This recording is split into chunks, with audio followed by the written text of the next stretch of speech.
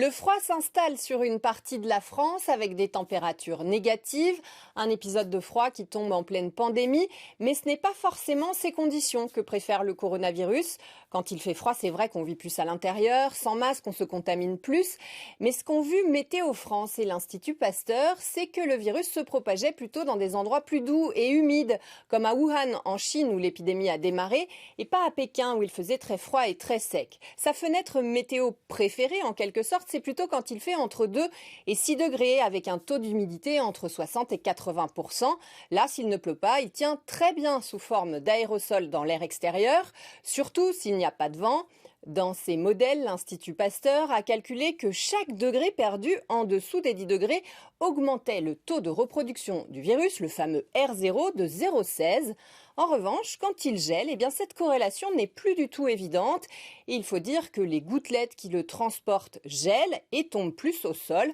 Donc vous comprenez pourquoi le grand froid n'est pas forcément synonyme d'une meilleure résistance du virus dans l'air extérieur.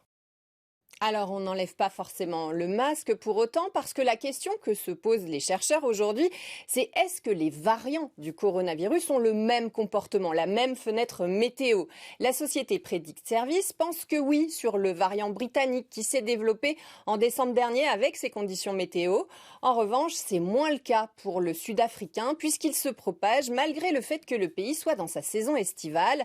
Elle cherche à développer avec l'Université de médecine de Paris une application de météo Covid en quelque sorte, en fonction du taux d'incidence et des prévisions météo sur les 10 jours à venir.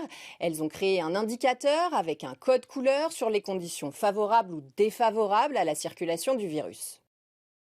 Les virus de la grippe ou de la gastro-entérite, eux, seront ralentis par le masque, mais c'est un peu une idée reçue de dire que les microbes ou les virus n'aiment pas le froid. C'est vrai qu'ils se mettent en dormance, mais ils attendent le moindre redout pour venir nous attaquer, d'autant que nous sommes plus vulnérables en hiver avec le froid et le manque de soleil.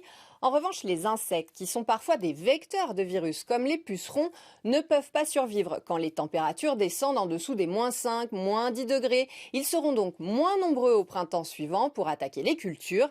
Et ça, c'est plutôt une bonne chose parce que cela permet notamment aux agriculteurs de consommer moins de pesticides.